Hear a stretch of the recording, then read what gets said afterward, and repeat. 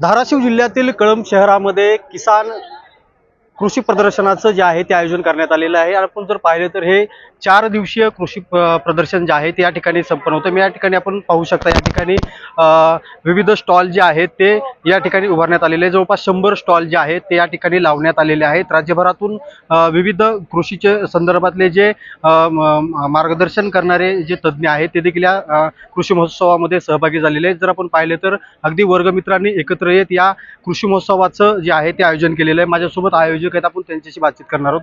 मला सांगा, कृषी महोत्सवाचं आपण आयोजन केलंय, कसे किती दिवस प्रोग्राम चालणार आहे, कसं नियोजन आहे? हा कृषी प्रदर्शनाचा 4 दिवसाचा कार्यक्रम आहे। पहिल्या दिवशी आज उद्घाटन होतं। आज जे कृषी रत्न आहेत पांडुरंग आव्हाड त्यांचं आम्ही व्याख्यान पण ठेवलं होतं याच्यावर। उद्याचा जो दिवस आहे तो रविवारचा दिवस आहे। या दिवशी आपण पहिल्या सत्रामध्ये डॉग शो आयोजित करत आहोत। या डॉग शो मध्ये एक 50 ते 100च्या आसपास विविध जातीचे कुत्रे आपल्याला बघायला मिळतील।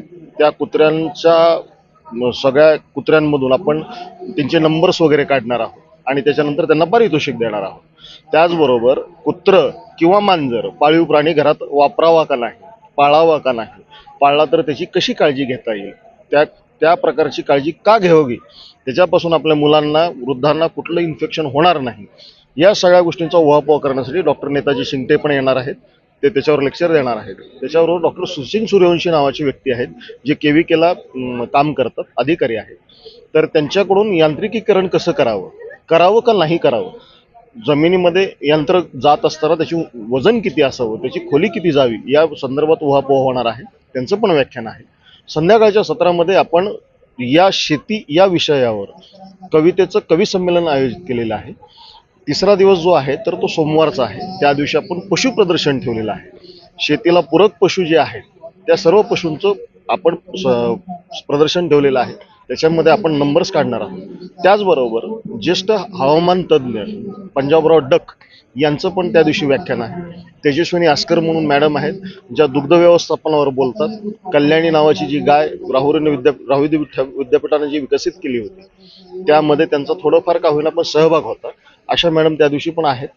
आणि तुषार जाधव म्हणून जे AI ची जनक आहेत, आर्टिफिशियल इंटेलिजन्स ही जी आता नवीन संकल्पना शेतीमध्ये रुजते त्याचे जे जनक आहेत किंवा त्याचं जे काम आता महाराष्ट्रामध्ये जे बघतात त्यांचं नाव आहे तुषार जाधव। ते पण आपल्याला इथं व्याख्याते म्हणून लाभलेले आहेत। इकडे जर आपण बघितलं तर कृषी प्रदर्शन म्हणलं की बारामती असेल किंवा इतर शहरामध्ये होतं, कळंबसारख्या ग्रामीण भागामध्ये तुमच्या एका ग्रुपच्या माध्यमातून हे करताय, जे की एकीकडे शेतीचे तुमचा जास्त संबंध नसताना देखील तुम्ही यासाठी पुढाकार घेतला, कसं हे मॅनेज केलं सगळं? हा मित्रांचा ग्रुप आहे, वर्गमित्र आहोत। आमच्याबरोबर आमच्या गृहिणी पण आहेत। या गृहिणींच्या सोबत आम्ही हा वर्गमित्रांचा ग्रुप पूर्णपणे एकत्र चालवतो। आणि या मित्रांच्या ग्रुपमध्ये असं ठरलं की शेतीसाठी काही करता येईल का, शेतकऱ्यांसाठी काही करता येईल का, आणि त्या अनुषंगानं आपण हा शेती प्रदर्शनाचा घाट घातला। याच्यामध्ये आपल्या भागातल्या शेतकऱ्यांना त्यांचा मित्र म्हणून, त्यांचा एक सोबतचा सखा म्हणून आपण हे किसान मित्र कृषी संमेलन आयोजित केलेलं आहे। आणि त्या अनुषंगातून त्यांना होईल तेवढी मदत आपण करायला लागलेलो आहोत। सर, काय सांगाल, एकीकडे जर आपण बघितलं तर कळंबसारख्या ग्रामीण भागामध्ये हे कृषी प्रदर्शन तुम्ही भरवलंय, काय वैशिष्ट्य असणार आहे शेतकऱ्यांसाठी? तुम्ही आता म्हटल्याप्रमाणे ग्रामीण भाग, खरं तर देशाचं सर्व अर्थकारणच ग्रामीण भागातल्या शेतकऱ्यावरती बेस्ड आहे। त्यामुळं या ग्रामीण भागातील शेतकऱ्यांना अद्ययावत ज्ञान जर शेती क्षेत्रातलं दिलं गेलं तरच खऱ्या अर्थानं त्याला शेती परवडणार आहे आणि त्याच्या शेतकऱ्यांच्या आत्महत्या थांबणार आहेत। या भागामध्ये शेतकऱ्यांच्या सर्वाधिक आत्महत्या झालेल्या आहेत। खऱ्या अर्थानं त्या आत्महत्या थांबवण्यासाठी हे मित्रपरिवाराने उचललेलं खूप मोठं पाऊल आहे। कारण बारामतीचं आपण नेहमी नाव घेतो, ते प्रदर्शनं तिकडेच होतात, मग आमच्या या मराठवाड्यासारख्या दुष्काळी भागामध्ये कुणी फिरकतही नाही।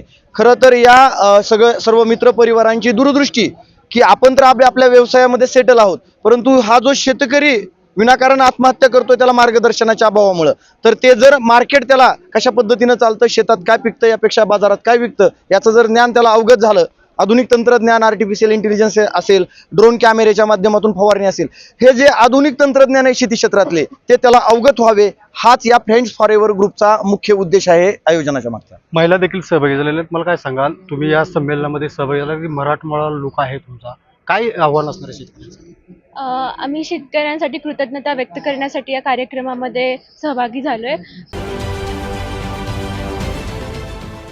देश विदेशातील प्रत्येक घडामोडींचे लाईव्ह अपडेट मिळवण्यासाठी आता साम टीव्हीच्या सर्व सोशल मीडिया प्लॅटफॉर्मला लाईक, फॉलो आणि सबस्क्राईब करा.